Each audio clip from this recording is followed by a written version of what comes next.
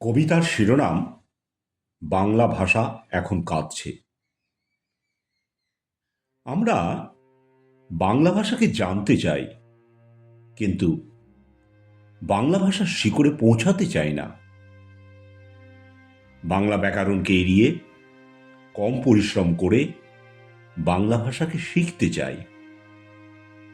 এটা বাংলাভাষী ছাড়া অন্যদের শোভা পায়, কিন্তু প্রকৃত বাঙালিদের শোভা পায় না। বিশ্বায়নের ফলে জীবনে বাঁচার তাগিদে অধিক জ্ঞান অর্জনের জন্য আমরা অবশ্যই অন্য ভাষাকে জানব, শিখব, কিন্তু কখনোই মাতৃভাষাকে অবজ্ঞা করে নয়। আমরা বড় হয়ে খেতে শিখি দেশি বিদেশি নানা রকমের খাবার, তার রসাস্বাদন করে উপভোগ করি আনন্দ, কিন্তু সেটা কখনোই করতে পারে না বাঙালি খাবারের মতো তৃপ্তি সাধন। কখনোই হতে পারে না মাতৃদুগ্ধ সম। বাংলা ভাষার মধুমাখা মাধুর্য বহুদিনের পুরনো।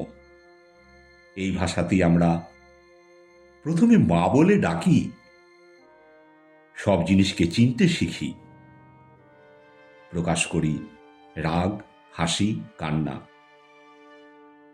তাকে কি কখনো ভুলতে পারি আমরা? এই ভাষার আছে একটা আলাদা প্রাণ, যেটা মাতৃভাষা ছাড়া নেই অন্য কোনো ভাষায়।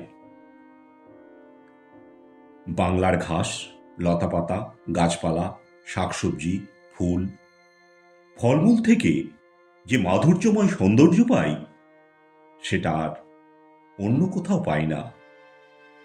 এগুলি পেতে হলে শুধু চাই নিজের দৃষ্টিশক্তি, ধৈর্য আর গ্রহণ করার মানসিকতা। পৃথিবীর অনেক নতুন পুরনো ভাষা দিন দিন প্রসারিত হচ্ছে, কিন্তু বহু পুরানো বাংলা ভাষার নেই কোনো প্রচার। আগের তিমিরই রয়ে গেছে এই ভাষা, বরং নতুন প্রজন্মের কাছে ক্রমশ হ্রাস পাচ্ছে তার গ্রহণযোগ্যতা। তার বাংলা ছাড়া বেশি পারদর্শী হচ্ছে অন্য ভাষায়।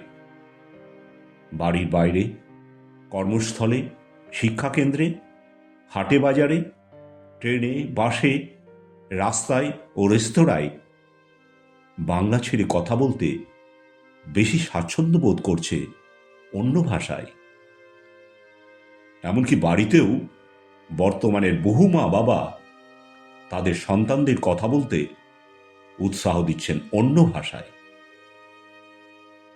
আর পড়ে পড়ে ফুঁপিয়ে ফুঁপিয়ে কাঁদছে আমাদের বাংলা ভাষা। তারা ফিরেও দেখছে না, ক্রমশ ভুলে যাচ্ছে তাকে। তারা দিনে দিনে ভুলে যাচ্ছে বাংলার পশু পাখি, কীটপতঙ্গ, গাছপালা আর খাবারের নাম। বেশি করে শিখছে এসবের নতুন নতুন বিদেশি নাম।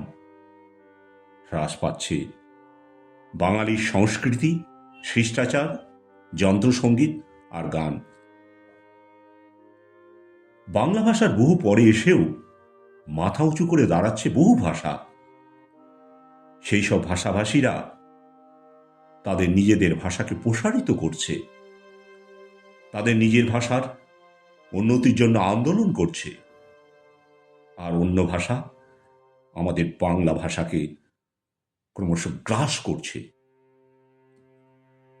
আমরা যেটা করতে পারিনি, সেই মাতৃভাষার দুঃখমোচন, সেটা শিখতে আমাদের উদ্বুদ্ধ করেছে ঢাকা আর শিলচরের আন্দোলন। বাংলা ভাষা নিয়ে রাস্তায় নেমে বছরে একবার বা দুবার মিটিং মিছিল করলেই সব সমস্যার সমাধান হয়ে যাবে না। এর জন্য চাই প্রতিটি বাঙালি ভাষীর ত্যাগ আর বিরামহীন যৌথ প্রচেষ্টা। কলমে ও কণ্ঠে রবীন্দ্রনাথ সরকার।